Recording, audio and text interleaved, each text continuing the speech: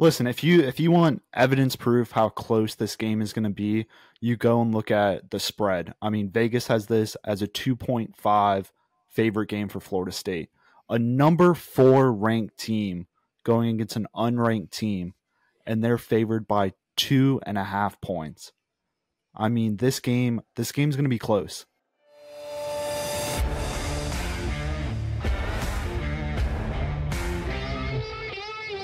All About the Balls podcast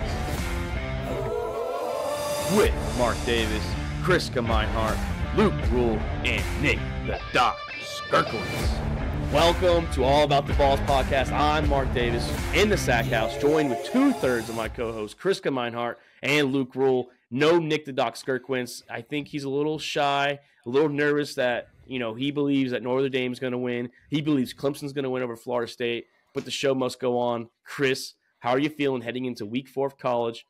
Big game for the LSU Tigers, huh? Yeah, I'm fucking excited. I mean, I'm tired, long week, a lot of classes, with the Army. So excited to just chill at home and watch some football. Like you said, big game. It's all for the boot, so we'll see. I think we're going to steamroll Arkansas, but playing Arkansas. Good luck this week, Chris. Arkansas. And Luke, you guys, UCF, they start their first official Big 12 action here, playing Kansas State, not ranked anymore after they suffered their loss. How are you feeling heading into week 4? Yeah, feeling good. Should be both teams look like they're pretty banged up at this point, so should be pretty fair. Both Kansas State might be down their starting quarterback. UCF's already down their starting quarterback, so fair.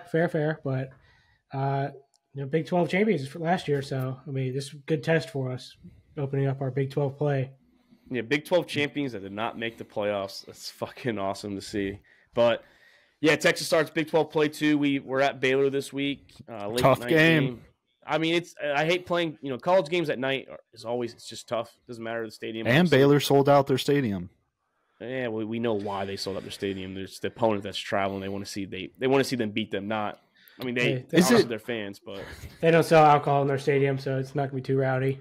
I mean, I get that it's traveling, but I mean, when it's an hour drive down the road, hey, that's a far travel. That's a travel. Is it really a fucking road game for y'all? Come on now.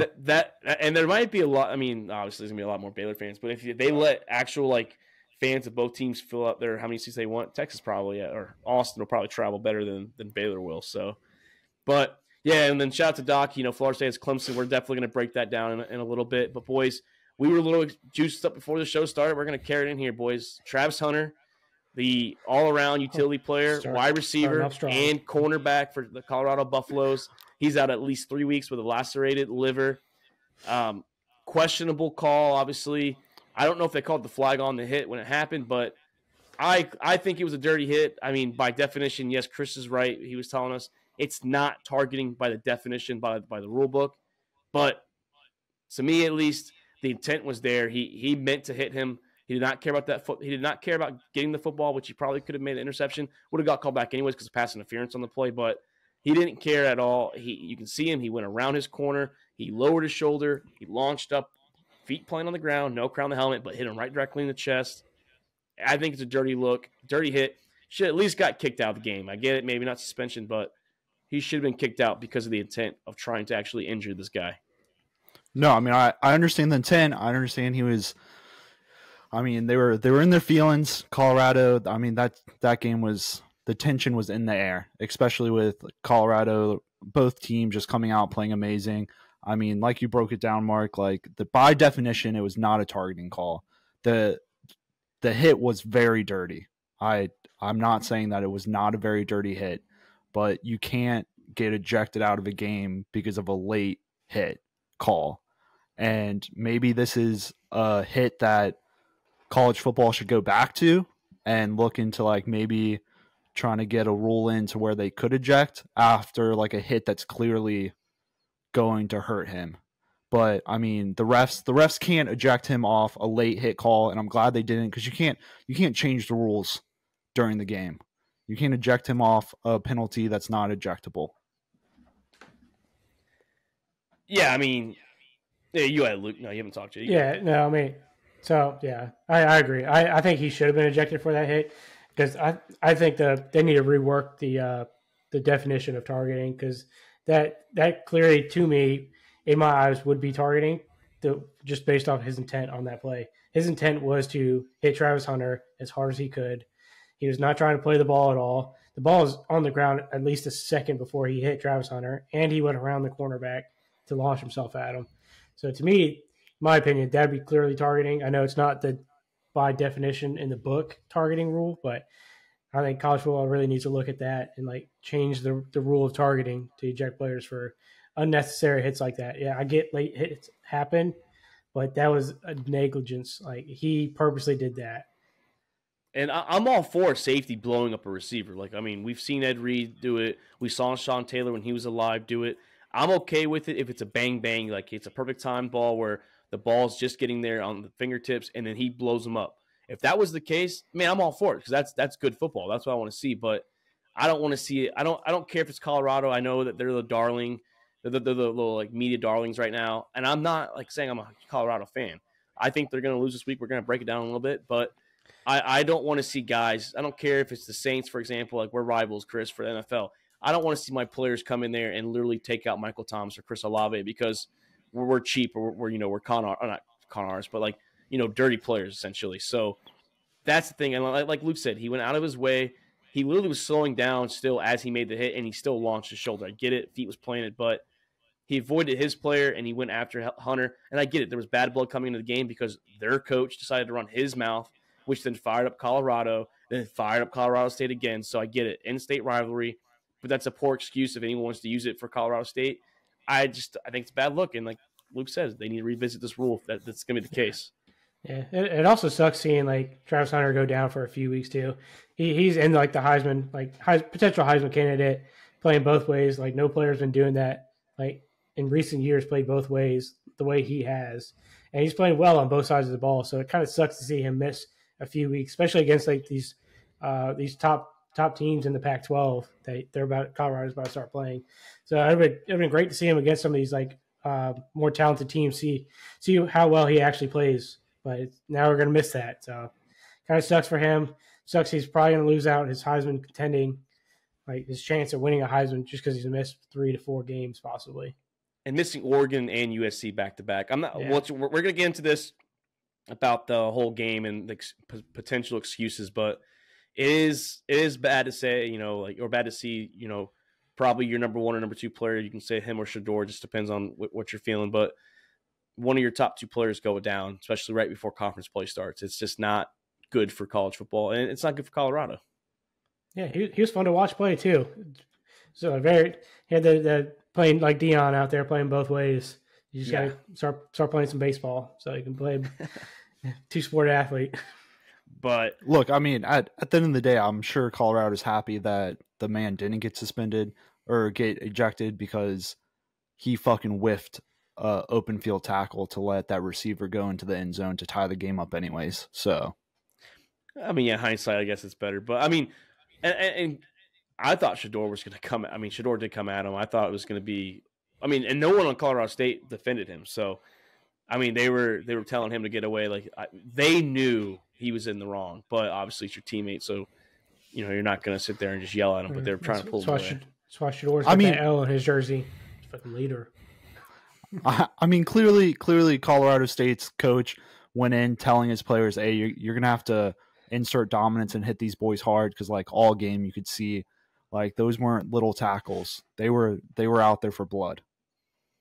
Yeah, it was definitely a fist fight there, and great game too, double overtime. I thought Colorado State maybe should have gone for 2 points in the first overtime. I mean, you have nothing to lose, honestly.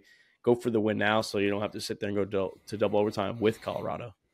I mean, it's like the LSU-Alabama game last year with Brian Kelly talking about it. Like, you're going into that game as underdogs anyways. You're going in that game expecting to lose. So, I mean, statistically there, like, if you have a shot to win the game right there and then, go for it. Yeah, I mean, you're not going blow for blow with Colorado. Yeah, triple overtime. Not go for 2, but also interesting call by Dion taking the ball first in overtime.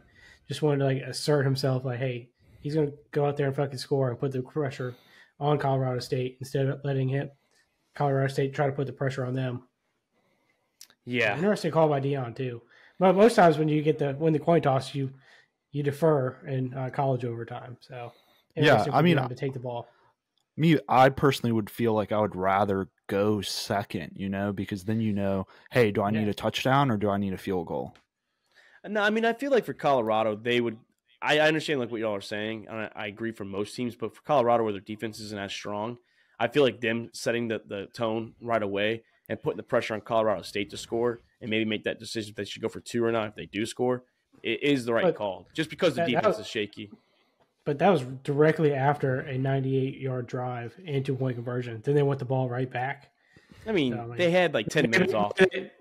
Maybe they wanted to like take on the defense while they were tired already or something. But they also had 10 minutes. Really, it was like they didn't just go right into I just thought it was an interesting call by Dion to take the ball. But boys, let's move on for this because we are going to talk Colorado in a little bit with Oregon, but. Chris brought it up, and I forgot all about it. When we were texting today about what should we talk about exactly. We had some top 10 teams. We had 4 of them struggle. Alabama's not 10 no more, but we saw Alabama struggle against USF. We were all rooting for the Bulls there. I know Luke's rivals with them, and he was probably rooting for them. Florida State allowed a comeback. Not anymore. Yeah, not anymore. We don't play each other anymore. Florida State struggled against Boston College towards the end. Texas struggled with Wyoming in the first 3 quarters before they went on that 3 touchdown score in the fourth quarter, and then Georgia had to make a little second half comeback against South Carolina boys. So is it anyone's year, honestly, just for the NCAA in general? Like 4 of the top 10 teams struggled. And I mean, even Michigan struggled a little bit. I mean, they only led 14-6 going into halftime. So I mean, literally all top 4 teams struggled. I mean, the teams did come out at the end and win, but it was a rough week for the top 4 teams. Yeah, it kind of just shows that everybody's beatable this year, I think. Like, there's no like one dominant team that's fucking steamrolling everybody. So I think it's anybody's game this year. Like, anybody can win the fucking conference championship and the fucking national championship. This year would be such a good fucking year to have the 12-team playoff, because literally every team looks beatable. Every team looks like they could compete for the national championship. Like, having that 12-team playoff this year would be a hell of a playoff. Oh, yeah, it would be. I think this is a perfect year for it, especially with the Pac-12 being so dominant, where they can get like 3 or 4 teams in there as well. Yeah. And right now it's perfect time because there's only 6 conferences. Next year we're losing one probably, so play the Power 5s. So you're going to lose one of the Power 5s, make the Power 4, and then 2 like maybe like an AAC and a Mountain West team out there. It's the highest remaining. But, yeah, I think anyone's beatable. I thought Florida State had it in the bag, honestly. I was a little nervous as a Texas fan. Our offense I kept saying all night, they looked hungover. They looked drunk still from the Alabama win. The defense looked decent. That's what happens. Yeah, the offense just seemed flat-footed. It wasn't like Wyoming was playing great. I have a coworker of mine. He went to Wyoming. And I told him, I was like, you guys played your heart out. If you had a better offense, you probably would have beaten us, because our offense just looked like shit. Quinn Ewers couldn't hit open throws. It looked like the Rice game all over. Maybe we played down our competition. Maybe that's just what it's been so far these 3 games. We play sluggish against bad teams. We play good against like big name teams. So, but that's not what you want to do. You want to play better than your competition every single week. But yeah, Georgia, God, they were down. They were down. I mean, Rattler looked great. I mean, he looked great. He was driving the ball down. He was running. He was extending plays. And Georgia's defense just really didn't have an answer for it until after halftime. And the quarterback over at Georgia he didn't look great. They just didn't look like the dominant team that we know Georgia to be these past 2 years. That was Beck's first true test, too, especially SEC play. So, maybe get his feet wet a little bit there before he starts, because they don't have a hard schedule. I still think Georgia's set up for success this year. Yeah, they got a nice game this week against UAB. So solid game this week. So take it easy week before they start playing some mildly tougher opponents. Florida, yeah, I mean, Florida, yeah, like Tennessee. We said, now they got Charlotte. So I mean, yeah. So Yeah, like we said with Georgia, I mean, they're not going to get the real test until very late in the season. Now we don't even know if Tennessee, with how Tennessee fucking looked against Florida. So Florida's got that. So we're going to break this down later, but Florida's got the number one defense in the SEC based on total yards.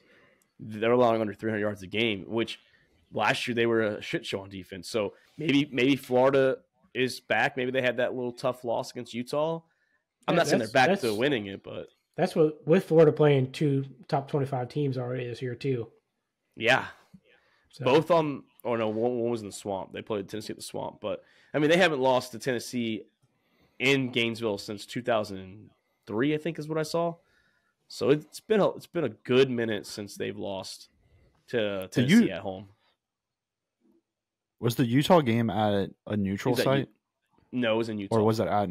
It was at Utah. It was a 1-1 because they were at the Swamp last year, and that's when AR made that ridiculous throw or whatever, and then or run or whatever he had. So, I mean, baby ETN looked great going against Tennessee. The defense looked good too, man. That's what I'm saying. The defense. Florida's got a good run game. They just can't throw. They've always had good run game though. They can always gash you on the ground. Yeah, and yeah. So it's interesting to see, boys, when we start getting closer to the end of the season, especially with conference play, anyone's game now. But boys, we finally have a week that we can preview with fucking glowing reviews, or previews essentially, because in the past few weeks we've had some questions. We've had some decent games we could preview, like Texas, Alabama. We had Colorado, TCU, obviously the first week, but finally I think it's the game of the year. I get it. It's not 5 versus 8 like LSU and Florida State. It's 6 versus number 9. Ohio State traveling to South Bend to face the Notre Dame Fighting Irish. And Doc, I'm telling you, I think he was scared, Chris.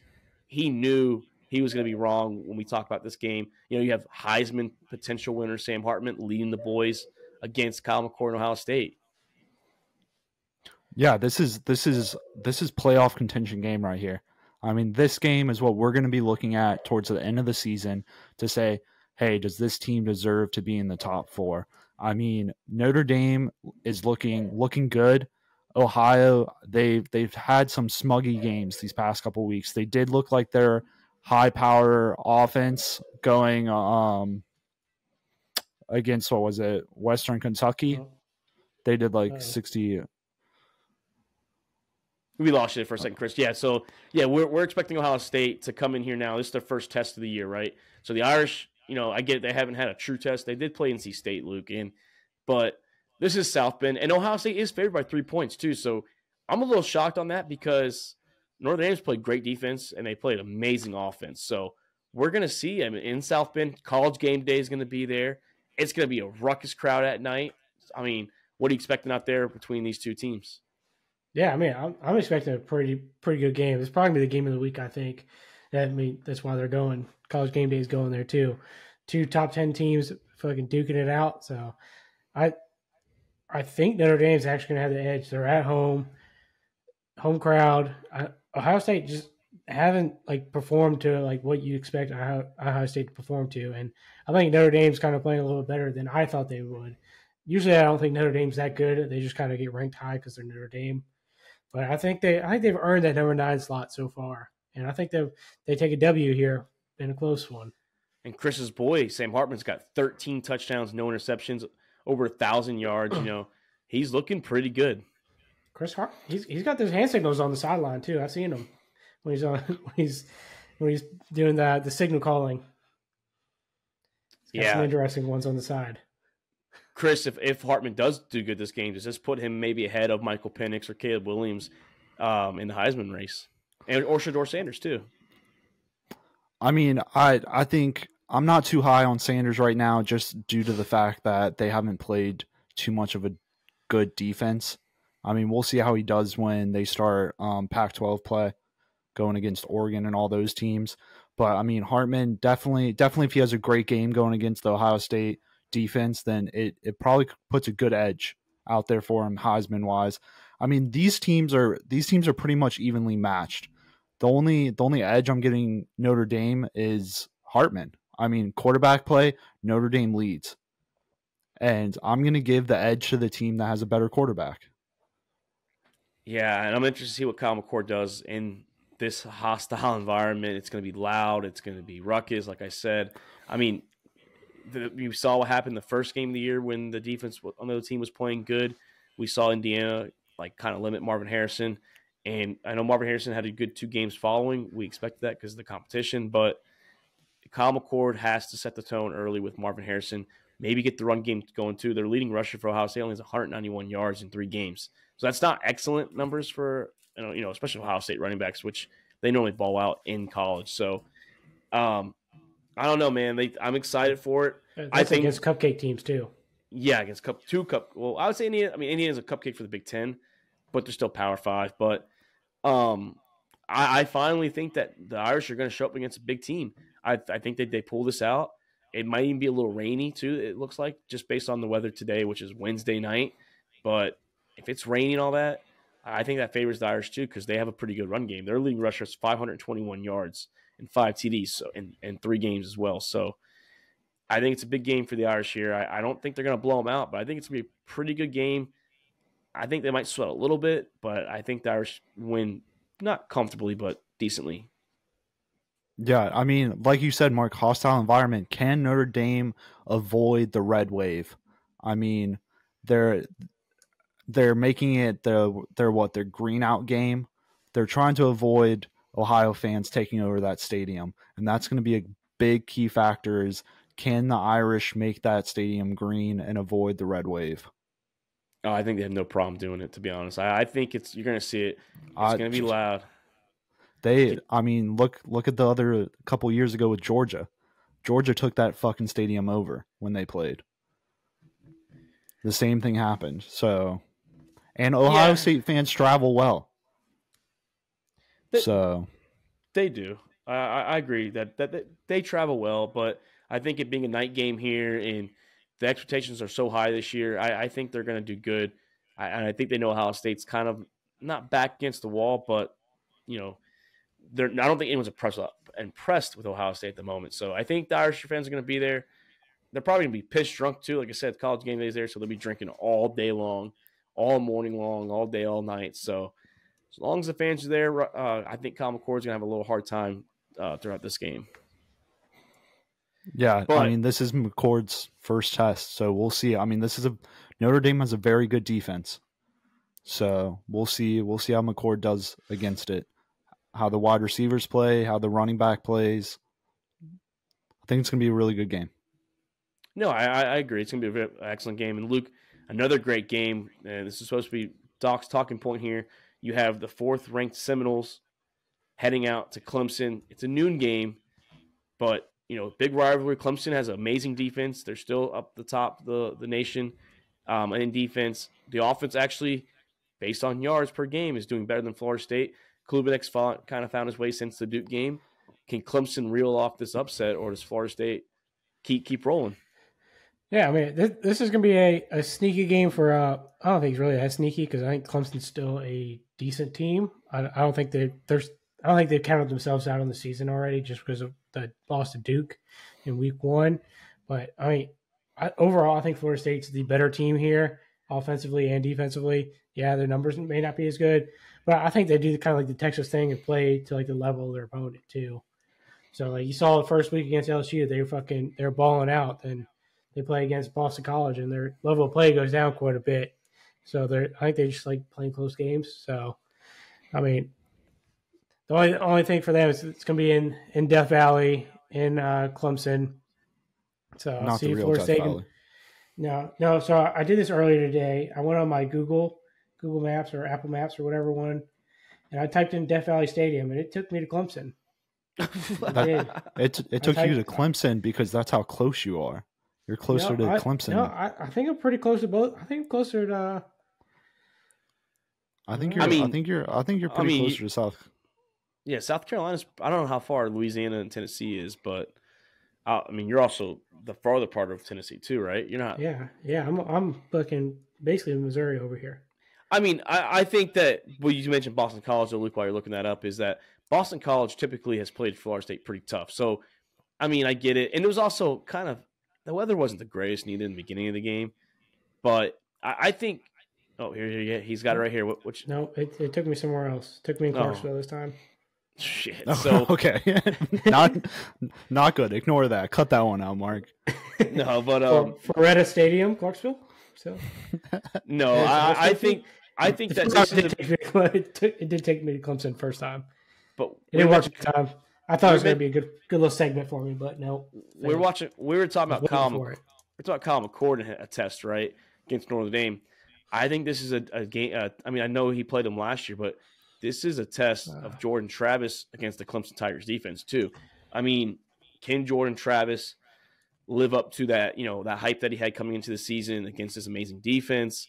Clemson and Dabo, that they're looking for blood. They had that bad week 1 loss. They already got a conference loss. If they lose this game, you might as well kiss their season goodbye too. So Dabo and the boys are playing to keep their season alive. Potentially still can get a playoff potential berth if they win out and win in, convincing fashion. So it's a big test for Jordan Travis on the road in Clemson. Listen, if you want evidence proof how close this game is going to be, you go and look at the spread. I mean, Vegas has this as a 2.5 favorite game for Florida State. A number 4 ranked team going against an unranked team, and they're favored by 2.5 points. I mean, this game's going to be close. And, I mean, Florida State struggled last week. I don't know. I know Jordan Travis got a little injured towards the end of the game with Boston College. I know he came back out and still finished the game. But how bad is that injury? I haven't heard much from it. So, I mean, that's definitely something to keep in mind. And I think Clemson, I mean, Dabo, I think he rallied the troops. I mean, they had an upset loss against Duke week 1, which is a huge loss. And I think Dabo is the guy that you want behind your players to rally behind. And I think he's going to rally behind them and upset this team. So after a quick Google search about the real Death Valley, just a little history lesson from 1944 is when Clemson coined the term Death Valley. LSU didn't start until 1959, so Clemson is indeed the real Death Valley. So LSU's copycats. Sorry, Chris. Clemson has been relevant since Deshaun Watson and Trevor Lawrence. That was the two good strings. Hey, they did it first. I mean, they did it first. They're the real Death Valley. That's what it says. So Google told me. Chris, and also in Luke, that if Clemson does win this game, I get it, they're not ranked. They might jump up pretty, not like saying obviously top 10 like that, but they might get into like the top, maybe 18 or 19, get that, foothold back in the door a little bit, keep their name still relevant, and people keep an eye on them. So if they win this game, I say look out for Clemson down the road, because Dabo, you can tell he was embarrassed after the Duke game. You can see it. You can hear it in his voice, see it in his eyes. He was not happy. He said, it's football. It happens. So they can only do what they can do now and just win out, essentially. Yeah, I mean, the big thing with Clemson right now with the rankings, if they do win this game, is there's a lot of ranked games this week, especially in the low 10s and the low 20s. 6 games, Chris. That are teams playing each other.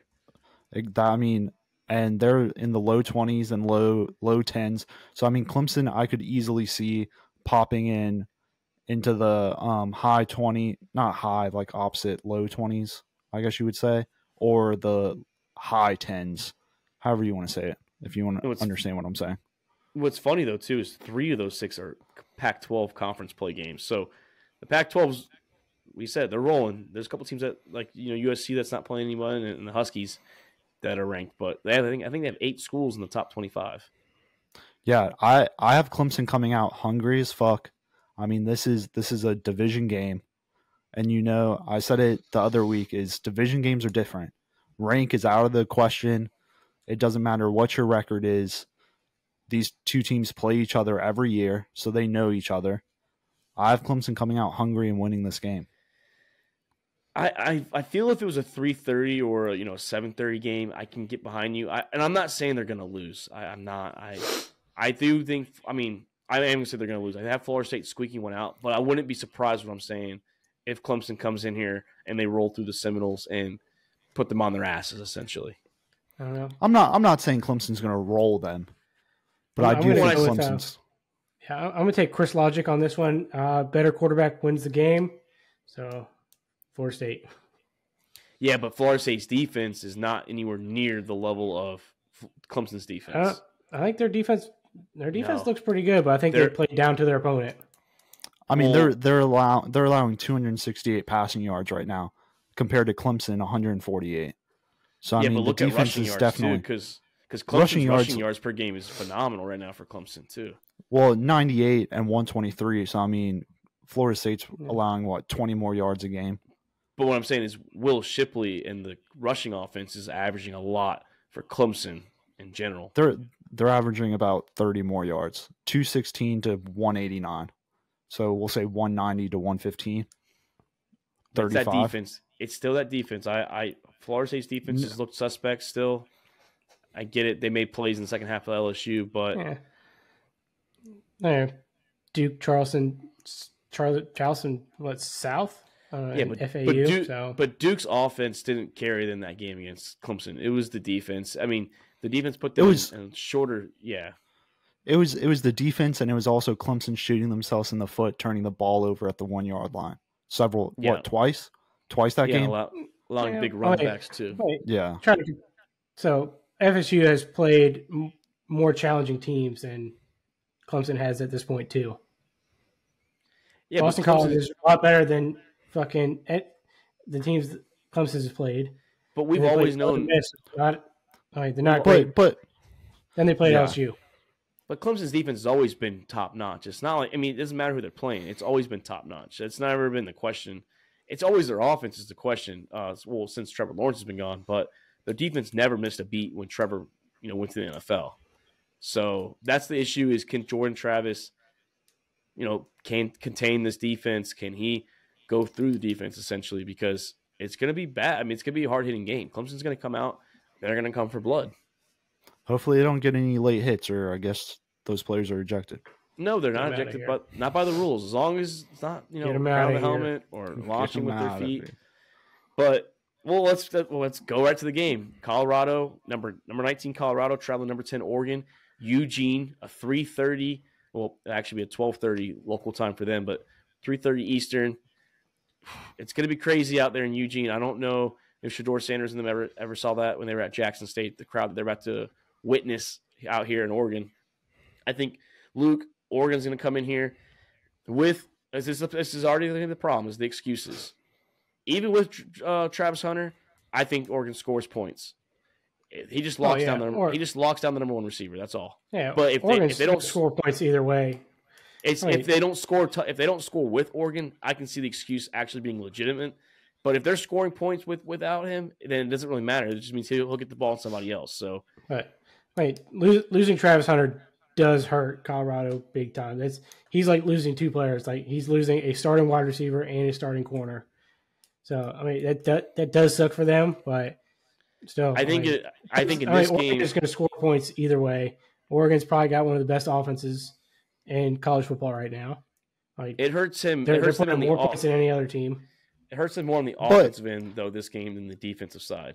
But he was a starter. He was a starter on both sides. Yes, but it just means he locks up one receiver. That means the number one will eat, and the number two won't eat as much. That's all this means. Yeah. They're still going to score 50 points. Yeah, starting corner and starting wide receiver hurts. Yeah, but their defense is still going to give up points with him, so it doesn't really truly matter as much. The offense is where it matters more this game, because they have to score. Because Oregon's going to score. They do have to. Oregon's going to pile on points, and if Colorado can't keep it up, if Sanders can't keep scoring with Bo Nix, then I'll understand the hurt of not having Hunter. But I don't think having Hunter on the field is going to make a difference. I think Oregon is an overall better talented team than Colorado. You saw what Colorado did with Colorado State. And they TCU. Struggled. And TCU they were scoring. I think TCU is not. They're also a 20-point underdog to TCU. They were also 20-point favorites against Colorado State. They were 20-point favorites in Colorado State. And they struggled all game against Colorado State.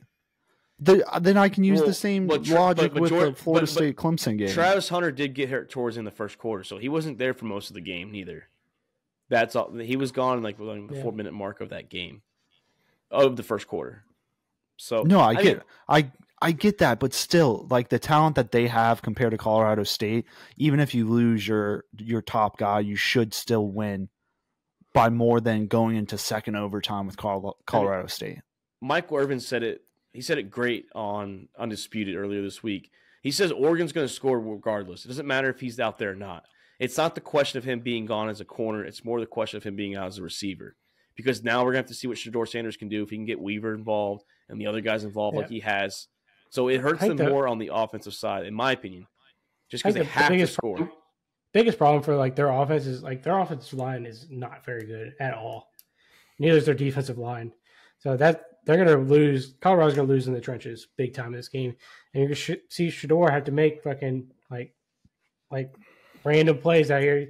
Like he's not a run first quarterback either, but I think he's going to have to run the ball quite a bit in this game just to like try to stay on the field because he's going to be fucking. They're going to try to light him up in this game. Yeah, I mean you can receive it right. Either. You can receive it right now. I believe Oregon's covering this game. 20.5. I believe. That's where they're right. It's 21 right now. 21 at the moment. Yeah. I believe Oregon covers this game. I wouldn't be surprised if they get like a backdoor cover like Sean McVay did for the Rams game this past week. So, I mean, maybe they'll get a backdoor cover, but I wouldn't be surprised if Oregon. I mean, I said it to y'all before, like the test for Colorado begins when they play the likes of Oregon and the Huskies. I'm not going to say USC because I don't trust their defense against a high electric offense. I think that I get it. Their last two games, like, Luke mentioned, they give up only 25 points. By the way, Luke, now that they play the same amount of games as the Huskies in the last two games, so through 3 games, have given up less points than the USC Trojans. So Huskies, to me, are the best team in the Pac-12. That's not the point right now, though. Just wanted to throw that out there since it's a week later. But I do think that the test starts with Oregon and the Huskies, who they get to avoid. Because, like I said, USC, they're both going to score 60 points on each other. That's the way it's going to feel. I mean, do they score 60? Probably not, but it's going to be a shootout regardless. So the test is Oregon. Also, they play Utah this year too, a tough defense as well. So we're going to see what Colorado can do now against the big boys. It's the test. And I don't want to hear this bullshit about Travis Hunter being hurt. Fucking, other players get fucking hurt. That's just the way we got to go. That's just the way it goes. Hey, Travis Hunter looks good. And, I mean, Tom Brady had to talk to Sanders today and talk about, hey, get in the fucking film room. Stay out of your Rolls Royce. Now, I do think that if Shedeur, real quick before we move on, if Shedeur has a great game these next couple games without Travis Hunter, I think it does put him maybe potentially above a Drake May in the quarterback rankings for the draft. I mean, he's had a good year. I get the level of talent. He hasn't played anything special, but he wins this game. Let's say he does beat Oregon, or let's say he plays Oregon tough and he puts up good numbers. He might launch himself up there right behind Caleb Williams as the number 2 quarterback heading into the draft class if they both choose to go into the draft. Yeah, I can see that. I mean, Drake May is not having a fantastic year. So, I mean, I can definitely see Shedeur edging his way up, especially if he shows out against these Pac-12 defenses, which aren't known to have defenses. Shedeur's played pretty well so far, too. Like he's for a team that wasn't supposed to do as well as they are, he's doing a good job. And like he's a pocket passer. Like he can fucking throw the ball pretty well for a mobile quarterback. Yeah. So I mean, all eyes gonna be on him. I can't wait to see the test this weekend. Boys, last big game we want to talk about. Number 15, Ole Miss, traveling to number 13, Alabama, and Tuscaloosa, obviously. Is this the year that we see Nick Saban have 2 losses in the month of September with the University of Alabama? I don't know the last time it happened. I'm assuming maybe his first year where they weren't that good. But do we see Nick Saban getting 2 L's before the month of September even ends? Yeah, I mean, I think so. I think Bryant-Denny Stadium's going to be pretty flat at a 3:30 kick for them. I don't think the fan base is going to take the last week's game very well and the loss to Texas. So I think the fan base is going to like jump ship real quick on them. And I think Ole Miss, they have like Dart is a good quarterback. Like he is fucking playing phenomenal this year. And I think this is a year. I mean, Ole Miss is a good team. I mean, probably not the best team in the SEC, but I think they have a real chance to beat Alabama here, especially that quarterback play for Alabama has not been up to par in any of the games they've had. Yeah, I mean, look, Alabama's offensive line has looked terrible. Their defensive line, zero pressure on the opposing quarterback, and not Colorado State, sorry, USF, the Bulls, they would have won that game if they actually had an offense. If they had a quarterback that could drive down the field and get touchdowns, they would have won. They probably wouldn't have won that game. They would have probably blown Alabama out. With how many times their defense was stopping Alabama's offense and getting the ball back, they would have probably put up double digits against Alabama. Alabama's in a world of hurt right now. The quarterback carousel going on. I mean, you have Milrose starting this week now. Like, they don't know what the fuck to do in their quarterback. And it goes down to, I don't think Nick Saban can hire the talent that he used to be able to hire. Like, coaches now are realizing that they can go be head coaches at places. I don't need to sit behind Nick Saban anymore. And I heard a rumor today, like you and Doc have mentioned potential rumors and rumblings.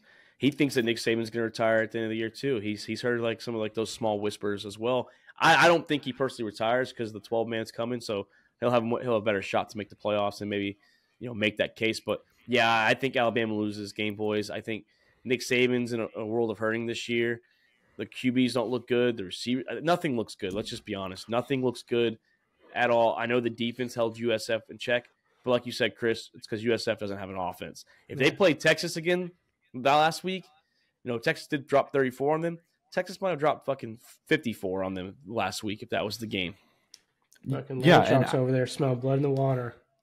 And Saban after that game just looked absolutely defeated going into the tunnel. He looked rough. And I mean, you're talking about the struggles offensively and defensively. And like, just to back up my point that it's the coaching, is that they have talent. They have 5 stars. They have 4 stars. I mean, these quarterbacks were very talented. The receivers are talented. Defensive players are talented. I mean, you have Kool-Aid's the number 1 cornerback prospect right now. Like, you have the defensive players. It's just they're not getting coached the way that Alabama's used to getting coached. Hey, props to USF for fucking putting on a show. Like, they try. They give Alabama their best shot. So good on them. Fucking go out there and compete with one of the most dominant teams over the last decade. I had a road Alabama game too, home for Alabama. Yeah, road home game. Pretty much. That whole game was crimson, or whole crowd. Well, Luke, you mentioned the last decade, and that's a perfect segue to make it the SEC being wide open. Georgia's struggling a little bit. We've already mentioned their easy schedule, but I'm looking at Alabama stats here. This is just SEC stats. There's 14 teams in that conference, right? They are 13th in total yards for offense, and they are 9th in scoring offense. That is not Alabama football. So with that being said, is the SEC wide open the next couple of years? Can other teams like Florida, Tennessee, LSU, which are consistently usually there, but like Ole Miss, can these teams open the door wider for the rest of the teams to open and get through? Yeah, I mean, I think other teams are peeking in the door right now to see like, hey, these top teams have been most dominant teams. They're struggling this year, so I think Ole Miss, not really LSU because LSU's kind of been flirting around the door for the past few years. Like, they'll be good, really good for a year, and they'll kind of send a lot of players to the draft, and that they'll rebuild. Usually take them a few years, but like Ole Miss, Florida, if they can find a fucking offense, they'd be peeking in the door a little bit. Tennessee, they haven't rebuilt as well as we thought they would have, but as I did at least. But I mean, these other teams are doors cracked, so opportunities there for them other teams to jump over them. And there's 2 teams that we're forgetting about. You have Oklahoma and then the Texas Longhorns coming to the SEC too. Hey, talk about Mizzou, 3-0. Mizzou's playing good football. Yeah, Mizzou's everybody likes to shout Mizzou, but they're playing good football this year. They're going to be a sleeper team in the SEC now. Yeah, so Chris, I mean that's your conference, soon to be my conference. I mean, is it finally that time that maybe not a new dynasty starts, but maybe it's harder to start a dynasty now, I guess you can say? Yeah, I mean, it's definitely hard to start a dynasty now just due to NIL. Players don't want to sit behind other players. They want their playing time. They want their coverage.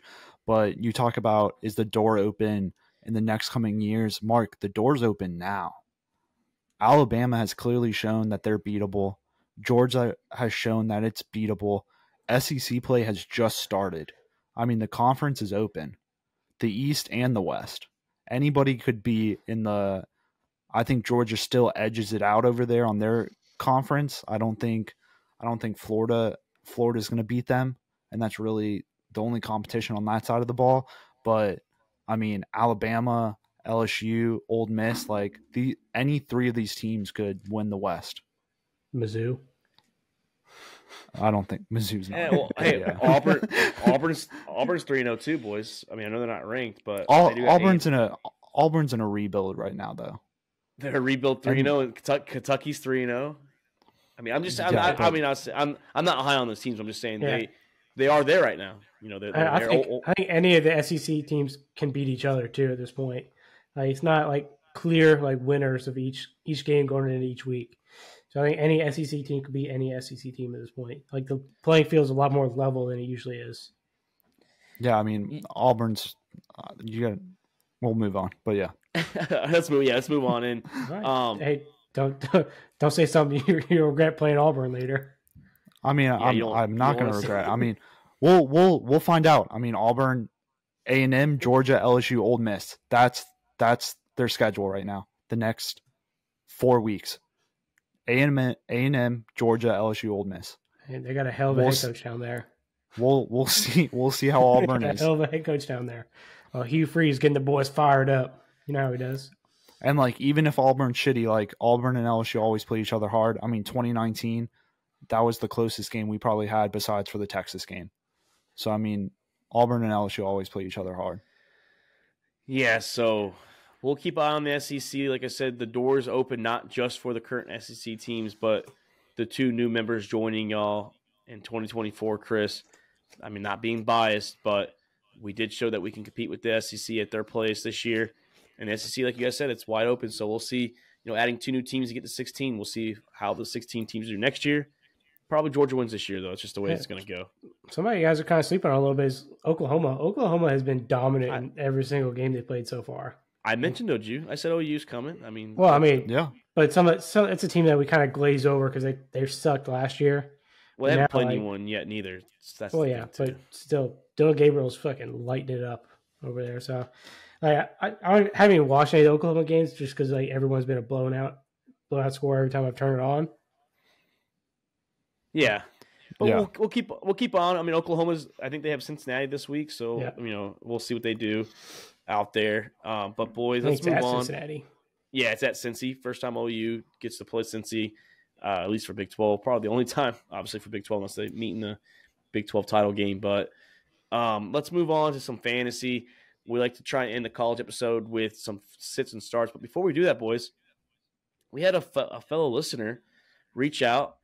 Her name's Nicole Plank. Shout out to her. She has an idea. She kind of knows what she wants to do, but she just wants to get reinsurance. She's 2-0 in her league. She has a running back 2 situation. She has Raheem Mostert from the Miami Dolphins, who are playing the Denver Broncos at home in Miami. And then she's got Miles Sanders as well, traveling to Seattle. Seattle does give the second fewest fantasy points to running backs. So I'm going to start. I'll start off right here. I think you play Raheem Mostert. I think the Broncos defense is geared up to go against that passing offense. And we saw what Brian Robinson did last week. He torched the Denver Broncos. We also, I do believe Miles Sanders is getting more touches by 4 touches average for the first 2 weeks.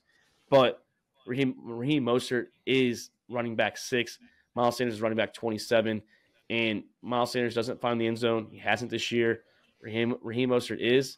I know he's not getting as many catches as Miles Sanders, but I do like the fact that he's playing against the Denver Broncos, who allows 19 fantasy points average to the starting running backs compared to 14.13 what Seattle's get up to their running backs that they face. So I say you start Raheem Mostert until it's proven otherwise. He gets hurt or something like that.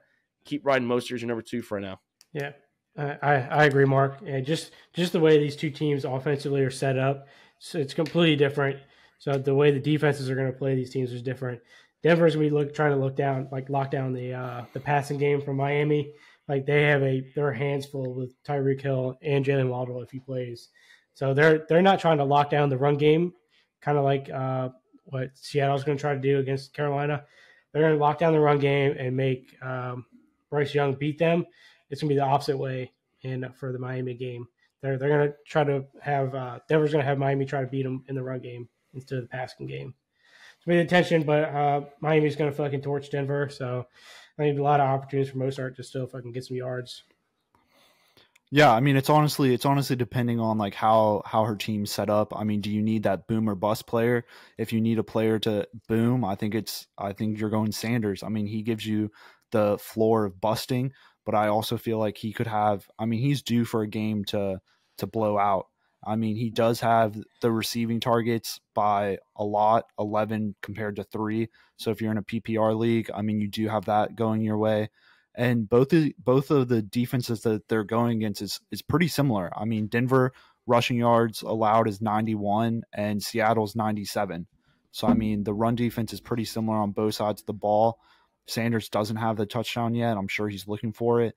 But, I mean, if you need dependent points on your team, then I'd go Mostert. And the thing with Mostert, too, is the Dolphins don't have a solid backup at the moment. They keep going through their running backs, keep getting hurt. While he's not splitting complete 50-50 with Hubbard, but Hubbard is getting in. And I get it. He's got more volume, but the production is just not there.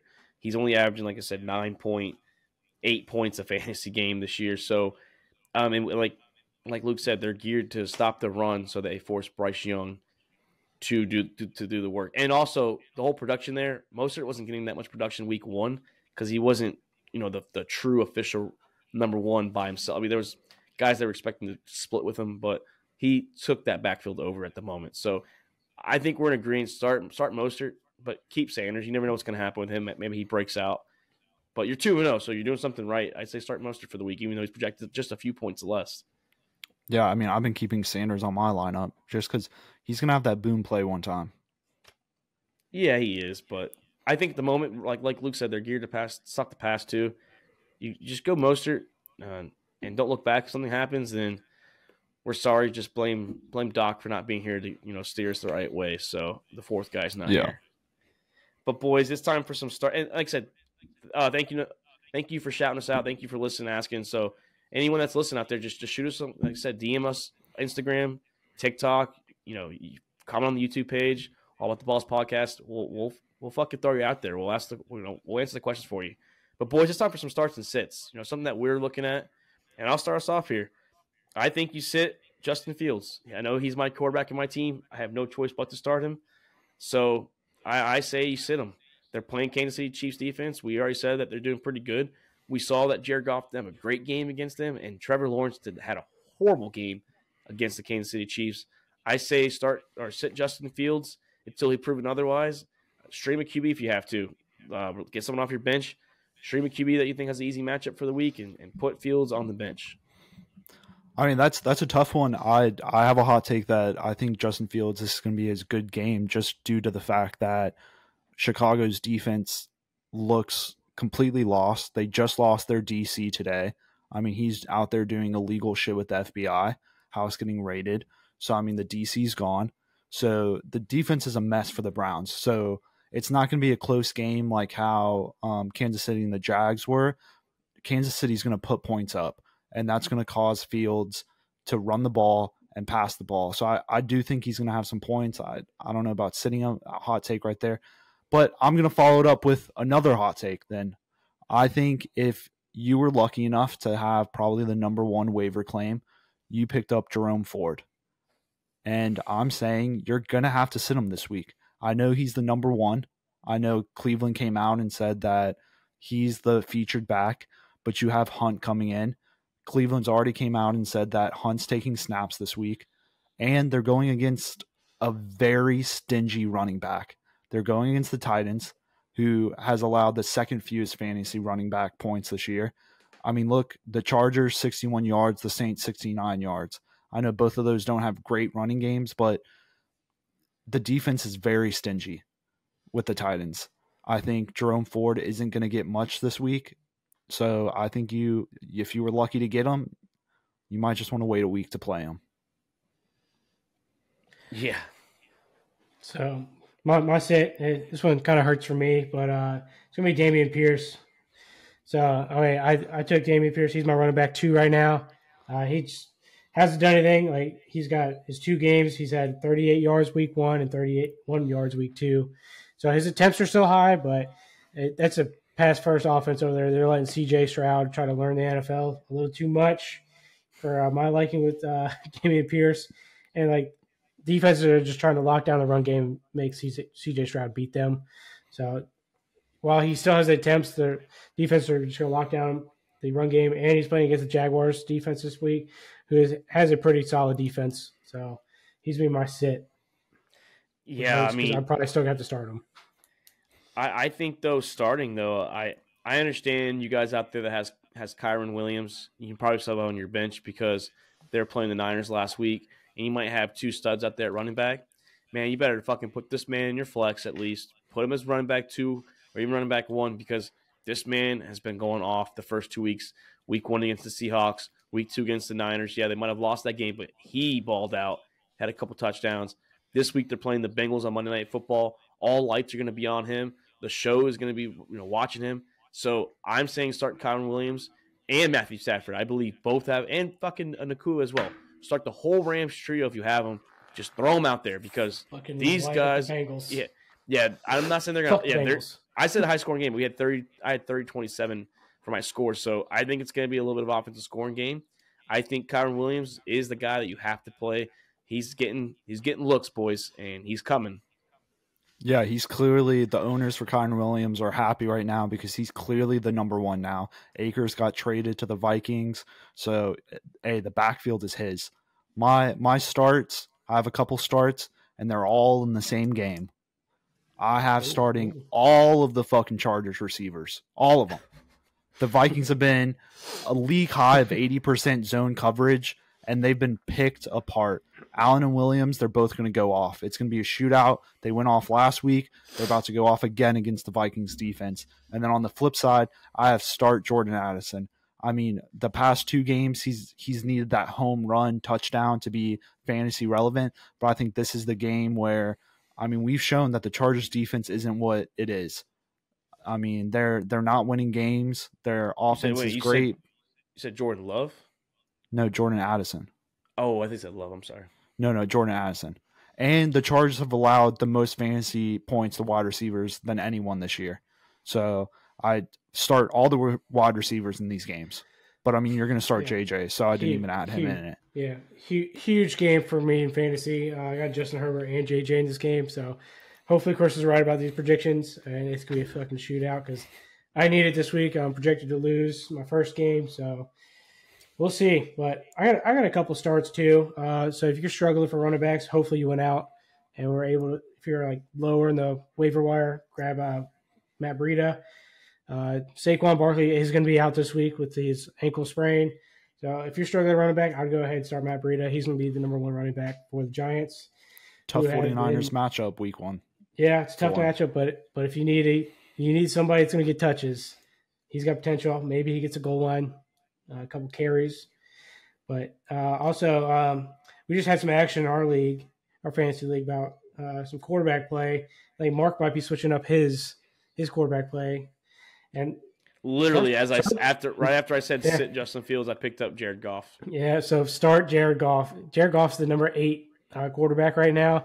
So I mean, solid running back with Gibbs. See how he's going to play, being the number 1 running back this week.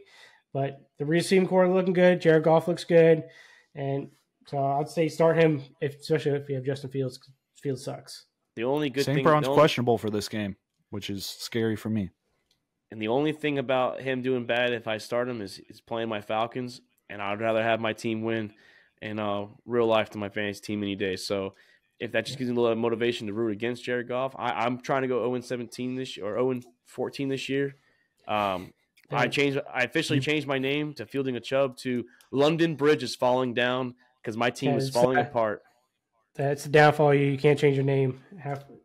You're fucked now. Yeah, you can't change your fantasy name. So I already did. Move on your part. Yeah, I saw that move on your part. Bad apart. juju. I mean, my team already fell apart. I have fucking no running back. Dalvin Cook sucks. By the way, sit all Jets running backs. Sit Breece Hall, sit Dalvin Cook, because they looked like shit last week, and the Patriots are bringing the heat too. That's just a tidbit there.